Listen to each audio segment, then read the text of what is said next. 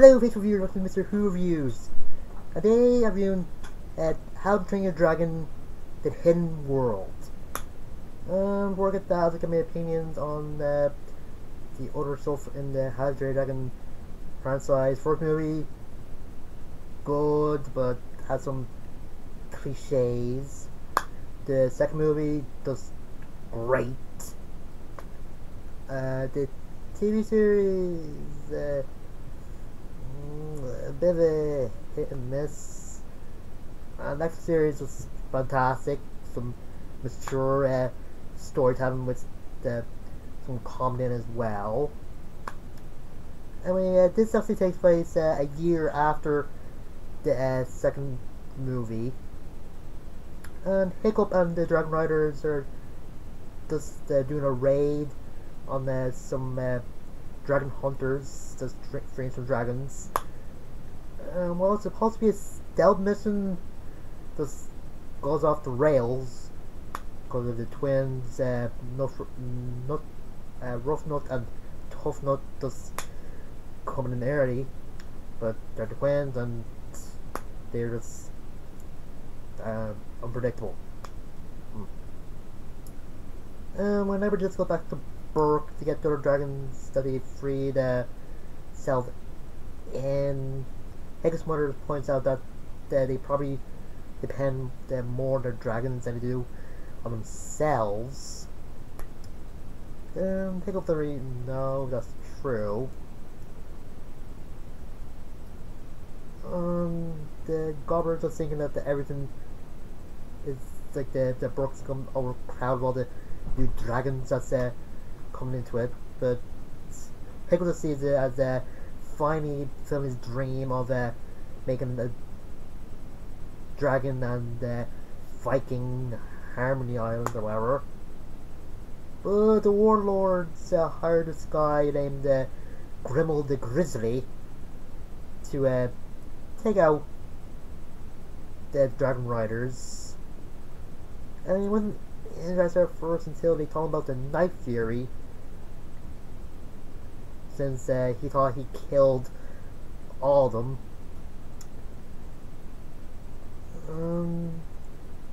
He decides to take the job. And turns out the Dragon Hunter from the second movie actually heard of Grimmel, and just tell Hiccup not to underestimate him. And Hiccup sort of does when Grimmel shows up in his house sitting in the Stoic's chair. And just mocking the Hiccup about his name and that. And there's a few moments where Tough Nut was trying to teach Hiccup how to be more manly before he gets married. Yeah, the bit hidden about the Astrid and Hiccup marriage all through the movie. Well, not all through the movie, just some bits of the movie. And after saying that it's not ready yet. Yeah, I think it's been about 2 years or something since they got engaged back in season 5 of the Dragon's Race to the Edge series, but I don't know.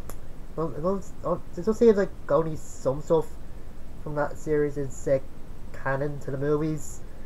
Like, you don't see some of the characters from that, like Heather, Dagger, Mala, some others, but I don't know. Anyway, Grimmel just attacks and destroys Hiccup's house. So Hiccup decides that they need to find a new place to live. And everybody's really happy, but he just does what or says what Odin said in the third Thor movie, that the place they live isn't defined by the location, the people, or the village or something like that. And the place he decides to try to bring him the hidden world. This is a myth. something his dad told him when he was a kid. Yeah, there have about two flashback moments with a stoic in them. So I don't know. I think it's just to keep the character in the movie or something. The second one is when he and Hickman are talking about him and their wife and so just saying the good and the bad, things about falling in love. That's oh yeah, and also this Toothless falls in love with a light fury. Yeah, they never give her an actual name. I'd probably call her Siren or something. I don't know. And turns out that Grimmel actually sent her out because that was the only dragon left from the Dragon Riders raid. Because he knew that Toothless would get distracted by the Light Fury to actually keep the peace with the dragons and the hunters. When Hickman's mom went back to see their sees there's a lot of ships following them. Hickman was thinking maybe they can stop the ship by Captain Grimmel. Turns out it's a trap. Yeah. And turns out Grimmel has some dragons that only he can control with some sort of serum. Yeah, Larry, that's similar to Draco Bloodfist controlling dragons with his own alpha, but I don't know. What's this? They eventually do escape thanks to the dragons, but then they find out that Roughnut was captured. So Hiccup and After decide to try to find Toothless first and then find Roughnut. I think Grimmel and the Dragon Hunter or the Warlords made mistakes and Roughnut just annoying them by not stop talking. Oh god, that's always a way to annoy people. But eventually they do set her free, but only to follow her to what a gobbler called New Burke.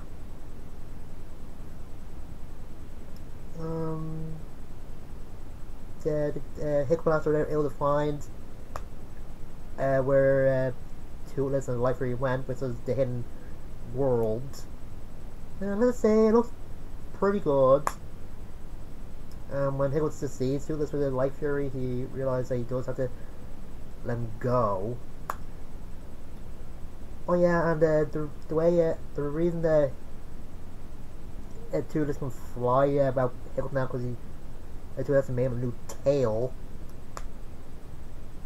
Yeah, and the special I think Christmas episode called Gift of the Night Fury.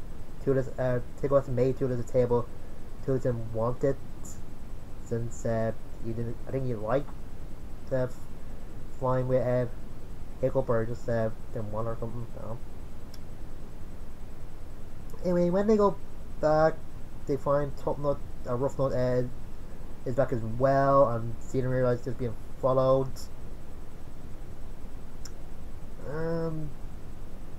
The Light Fury actually follow them, and that does start people think maybe he didn't have to the Toothless go, but yeah, Grimmel was counting on the Light Fury come back so he can use her as leverage to get Toothless. And I have to say, the way that the Hunter from the second movie would describe Grimmel as a predator and just sees the Hunter as a game. Yeah, it's a good description that's for the character. Anyway, Hiccup was feeling lost, so after talking to him and thanks to her, he's able to come up with an idea of how to get to where Grimmel is and how to set free the dragons. Oh yeah, and Fitzleg's is a meat log actually had a baby dragon that he named Fish Meat. Yeah, that's just weird.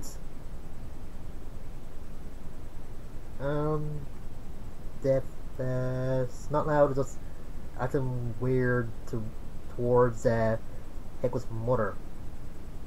Maybe he sees her as a surrogate mother or something. I don't know. Anyway, just after the battle and defeating Grimmel, Hiccup decides to let the Toothless go, and even though the Light Fury finally accepted or trusted Hiccup, and that means that all the other dragons are going as well, since well, Toothless is alpha, and he did that little cry to let all dragons know that they're leaving. And of course, some people are just sad about that. And then there's a wedding between After and Hiccup. Finally, it's good. And Ruffnuts decided to go now. Let's go Fish Legs, since in the second movie and the end of the last season of Race to the Edge, him and Snot Out fight over her. The Hiccup now gives Snot Out a compliment, saying that the hunter from the second movie might have brawn, but he has brain. Yeah, he might have brain, but not that much. I don't know. And then there's a time skip where Hiccup, Astrid, and I think their son, I couldn't tell if it was a boy or a girl, on this boat, and you see Toothless again, and the son just mimics what Hiccup did in the first movie with the hand thing to the Toothless head, yeah. And just go flying, and Hiccup just narrating that people thought or think that dragons never existed or just myth, but the Barokians know better, and they're gonna keep them safe or secret until they're ready to be the world again. That's the end, and I'd say it's pretty good. The animation as good as always, and just the moments between Toothless and the Light Fury was good. I think this isn't as good as the second movie, but a bit better than the first, mostly because the villain isn't really that good. Like, I don't think you can top what Dragon Bloodfist was like, or bring back Hiccup's mom, but still. And usually the third film of a trilogy isn't really as good as the first two, or at least the second one, but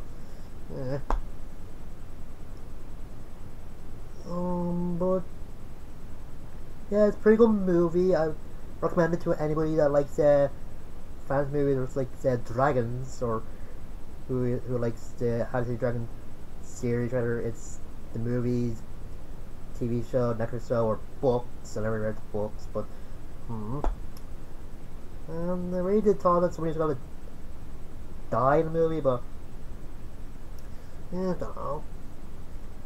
Anyway, until next time, I'm Mr.Who. See you guys later.